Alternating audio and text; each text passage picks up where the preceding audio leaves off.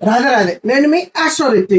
ఇదేంటంటే కొండలి అంటే మనం ఈ భూమి మీద పుట్టినప్పుడు గ్రహాలన్నీ ఏ లొకేషన్ లో అయితే ఉన్నాయో అది కొండలిలో 12 హౌసెస్ లో రిప్రజెంట్ అవుతాయి అనమాట.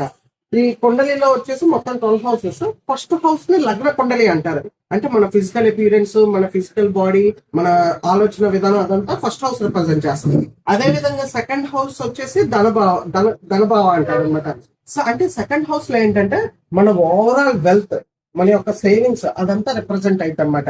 ఆ పర్సన్ యొక్క ఫ్యామిలీ, అలా ఫ్యామిలీ బ్యాక్గ్రౌండ్, తను చిన్నప్పుడు పెరిగిన విధానం, తన యొక్క మోరల్ వాల్యూస్, ఎథిక్స్ అదంతా సెకండ్ హౌస్ లో రిప్రజెంట్ అయితే, అదే విధంగా తను మాట్లాడే విధానం, ఇంకా స్పీచ్, కమ్యూనికేషన్ స్టైల్, ఏ స్టైల్ తో మాట్లాడతారో తన స్పీచ్ ఎలా ఉంటుంది అది కూడా సెకండ్ హౌస్ లో రిప్రజెంట్ అయితే.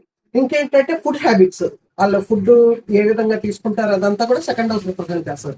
ఉదాహరణకి ఇప్పుడు ఎవరికైనా సెకండ్ హౌస్ లో మెర్క్యూరీ ఉందనుకోండి, మెర్క్యూరీ ఏంటి, బిజినెస్, స్పీచ్, దానికి అట్రిబ్యూట్స్ రిప్రజెంట్ చేస్తారు. అంటే మెర్క్యూరీ సెకండ్ హౌస్ లో ఉన్న వాళ్ళు ఏంటంటే ఎక్కడన్నా ఏ క్రైసిస్ సిచ్యువేషన్ లో అయినా కూడా దాని నుండి ఇంకా ఎలా రాబట్టాలని ఆలోచిస్తారు.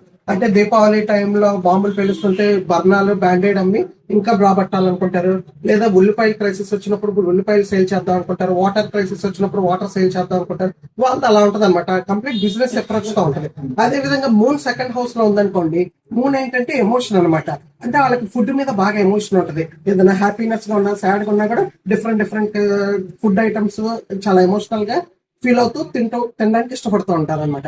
అదే విధంగా వీనస్ సెకండ్ హౌస్ ఏంటి, వీనస్ ఏంటంటే లగ్జరియస్ అనమాట.